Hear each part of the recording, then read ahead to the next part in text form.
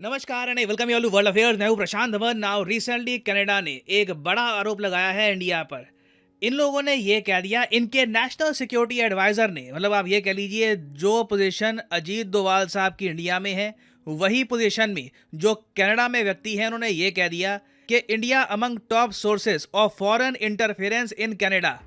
अब ये स्टेटमेंट बहुत ही ज़्यादा कंट्रोवर्शियल है।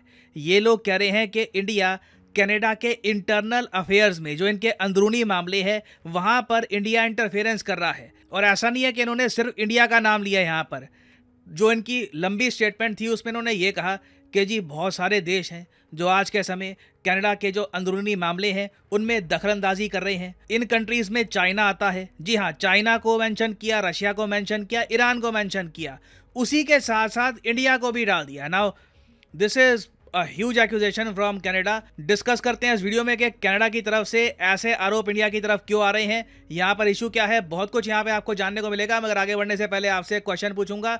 क्वेश्चन यहाँ पर यह है कि किस कंट्री ने रिसेंटली डेमोन्स्ट्रेट किया है एशिया का पहला performance based navigation for helicopters. Basically satellite के जरिए हेलीकॉप्टर्स को कैसे आप ज़्यादा सही पोजीशन की तरफ ले जा सकते हैं, ये हाल ही में डेमोन्स्ट्रेट किया है किस कंट्री ने? चाइना, इंडिया, जापान या फिर साउथ कोरिया? कमेंट सेक्शन में करिए उत्तर। सही आंसर मैं आपको दूंगा वीडियो के एंड में। अच्छा, सबसे पहले तो ना यहाँ पर मैं एक बात क्रिस्टल क्लियर कर दूं। कनाडा की स्टेट आप सरकार को भी के लिए थोड़ा भूल जाओ, ठीक है। कनाडा एज ए कंट्री अगर हम देखें तो उसके बहुत ही अच्छे रिलेशंस हैं इंडिया के साथ। बिजनेस रिलेशंस लगातार इंप्रूव हो रहे हैं। कनाडा की एक प्रॉपर इंडो पैसिफिक जो स्ट्रैटेजी है उसका पार्ट है इंडिया। उसके अलावा इसी साल बात की जा रही है कि एक इंटरम मतलब कि मिनी फ्री ट्रेड एग्रीमेंट दोनों कंट्री साइन कर सकती हैं। तो उस लिहाज से आप देख लीजिए, ऐसा नहीं है कि कनेडियन जो लोग हैं वो इंडिया को पसंद नहीं करते, कुछ उनके इश्यूज हैं। मेन देखिए यहाँ पर कंसर्न है कनाडा की करंट गवर्नमेंट की, जस्टिन ट्रूडो की। जब से ये पीएम बने हैं इन्होंने कहीं ना कहीं इंडिया के अगेंस्ट स्टेटमेंट्स दी हैं, और उसके रिस्पांस में जब ये इंडिया में आए एक बार, तब इनको बड़ा कोल्ड शोल्डर दिया गया। कोई खास गवर्नमेंट ऑफिशियल इनको रिसीव करने आया भी नहीं। यहाँ पे आप देख पाओगे 2018 का सीएनएन का आर्टिकल है, Justin Trudeau snubbed by Indian government on official trip. हालांकि भारत सरकार ने यह कहा था कि हमने इनको स्नब किया नहीं है, मगर वेस्टर्न मीडिया ने यह बात काफी डिस्कस करी कि जस्टिन ट्रूडो का जो इंडियन विजिट था ये एक कंप्लीट फेलियर रहा ना। उसके बाद हम आते हैं 2020 पर। तो जस्टिन ट्रूडो ने देखिए जो इंडिया में फार्मर के प्रोटेस्ट हो रहे थे उस पर कमेंट करी, और फिर इंडियन गवर्नमेंट को बोलना पड़ा कि जस्टिन ट्रूडो की जो कमेंट्स हैं फार्मर प्रोटेस्ट को लेकर ये इल इन्फॉर्म्ड है, इनको पूरी जानकारी नहीं है कि कानून किस बारे में है, क्या ये प्रोटेस्ट हो रहा है। तो इवन दो इनके पीएम ऑन रिकॉर्ड इंडिया के एक इंटरनल अफेयर पे कमेंट कर चुके हैं, अब घूम फिर के इनकी साइड से ऑफिशियली आरोप आ रहा है इंडिया पर कि जिस तरीके से रशिया है, चाइना है, ईरान है, वैसे ही इंडिया भी कनाडा के इंटरनल अफेयर्स पे इंटरफेरेंस कर रहा है। और अगर आप सोच रहे हैं कि इंडिया ने कनाडा के इंटरनल अफेयर्स पे कौन सी इंटरवेंशन कर दी, देखिए इंडिया का बस एक ही सुझाव है कनाडा को कि जो खालिस्तानी एलिमेंट्स हैं आपके देश में उनको कंट्रोल करिए। ये कल को आपको भी चोट पहुंचा सकते हैं। इसी को ये लोग फॉरेन इंटरफेरेंस मान रहे हैं, जबकि इंडिया यहाँ पर दोनों कंट्रीज की सिक्योरिटी की बात कर रहा है। मगर कनाडा इसको फॉरेन इंटरफेरेंस क्यों मानेगा? देखिए अभी के लिए ना कनाडा में जो सरकार है जिसको जस्टिन ट्रूडो चला रहे हैं, इसमें मेन पॉलिटिकल पार्टी है लिबरल, ठीक है। लिबरल जो मेन पॉलिटिकल पार्टी है कनाडा की, इनकी 156 सीट्स हैं। ये सरकार बनाने के लिए काफ़ी नहीं है, इनको बाहर से सपोर्ट की आवश्यकता थी। तो सपोर्ट इनको मिल रहा है न्यू डेमोक्रेटिक पार्टी से। नाउ जो न्यू डेमोक्रेटिक पार्टी है इसके लीडर हैं जगमीत सिंह। यहाँ पे आप देख पाएंगे ये है जगमीत सिंह, ये है जस्टिन ट्रूडो। लास्ट टाइम जब कनाडा में इलेक्शन हुए उसके बाद देखिए गणित ऐसा बन गया कि जस्टिन ट्रूडो को जगमीत सिंह की आवश्यकता है अपनी सरकार चलाने के लिए। इन्होंने अगर अपना सपोर्ट खींच लिया, इनके यहाँ पर जो 25 मेंबर ऑफ पार्लियामेंट है इन्होंने सपोर्ट खींच लिया, इमीडिएटली कनाडा में फिर से इलेक्शन होंगे, सरकार गिर जाएगी। तो जस्टिन ट्रूडो देखिए खास ध्यान रखते हैं जगमीत सिंह का।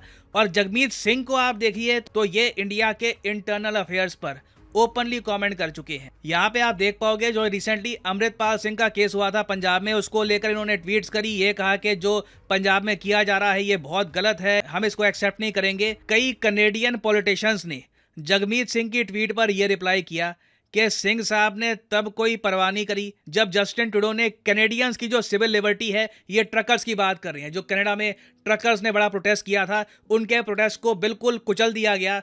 तब तो आपने सिविल लिबर्टी की बात नहीं करी, मगर जब इंडिया में कुछ हो रहा है तब आपको इसकी बहुत ज़्यादा चिंता है। ये कनाडा के कई पॉलिटिशियंस, पॉलिटिकल थिंकर्स ने ओपनली बोला जगमीत सिंह को। तो देखिए, Jagmeet Singh since Indian government को लेकर काफ़ी स्टेटमेंट्स देते हैं, इंडिया को लेकर काफ़ी स्टेटमेंट्स देते हैं, तो कोई सरप्राइज की बात नहीं है कि कनाडा ने अब अतिशोक्ति में जाकर सीधा चाइना, रशिया, ईरान से कंपेयर कर दिया इंडिया को।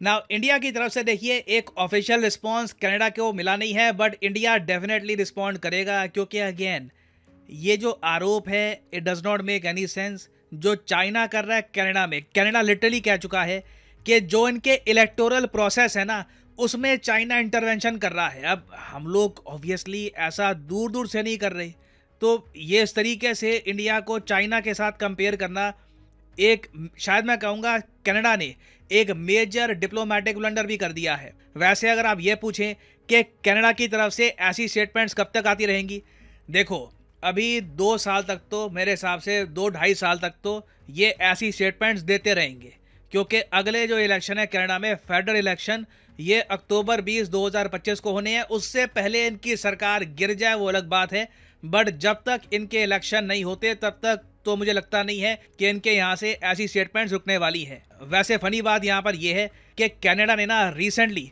5 साल बाद अपने रिलेशनशिप रिस्टोर किए हैं सऊदी अरेबिया के साथ। जी हाँ, इन्होंने 2018 में सऊदी अरेबिया पर आरोप लगा दिया था कि ये ह्यूमन राइट्स की वायलेशन कर रहे हैं। उसके रिस्पॉन्स में सऊदी अरेबिया ने कनाडा के साथ डिप्लोमेटिक रिलेशंस बिल्कुल तोड़ दिए। जो सऊदी अरेबिया के स्टूडेंट्स थे कनाडा में, ये वापस आ गए। तो अभी अभी एक डिप्लोमेटिक डिस्प्यूट इनका खत्म हुआ है, 5 साल लंबा डिस्प्यूट खत्म हुआ है इंडिया जैसे कंट्री के साथ, जिनके साथ एक एफटीए की बात चल रही है। उस पर ये आरोप लगा रहे हैं कि ये इंटरवेंशन कर रहा है हमारे इंटरनल अफेयर्स पे। तो अगेन देखना होगा कि इवेंचुअली यहाँ पर होता क्या है। ये जो टॉपिक है इस पर इन द फ्यूचर बहुत सी अपडेट्स आएंगी और उससे रिलेटेड मैं बाद में अपडेटेड वीडियोस आपके लिए लाता रहूँगा।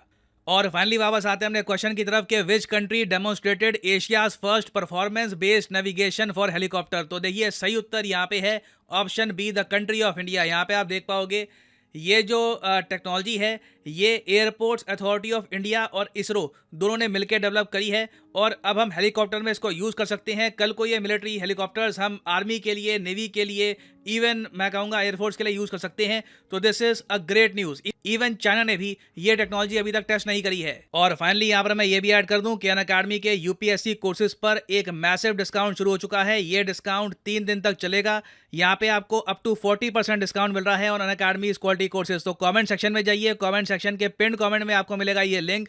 इस लिंक में यहाँ पे आपको दिख जाएगा आइकॉनिक कॉम्बो का पैकेज, ये क्लिक करना है आपको और यहाँ पे आप परचेज कर पाएंगे अनअकैडमी का आइकॉनिक कॉम्बो पैकेज। यहाँ पे यूपीएससी प्रीलिम्स, मेंस और ऑप्शनल तीनों की तैयारी आपकी इकट्ठी होगी। और जो 36 मंथ का कोर्स है यहाँ पे आपको मिलेगा हाईएस्ट डिस्काउंट अगर आप यूज़ करते हैं कोड PD10। तो अपने आप प्राइसेस गिरने स्टार्ट हो जाएंगे and you will be able to save a lot of money for just 3000 rupees a month. आप घर बैठ के यूपीएससी प्रीलिम्स, मेंस, ऑप्शनल तीनों की तैयारी कर सकते हैं। So use the code PD10 and save money. इसी नोट के साथ यह वीडियो का अंत। Thank you for listening and as always God bless you all.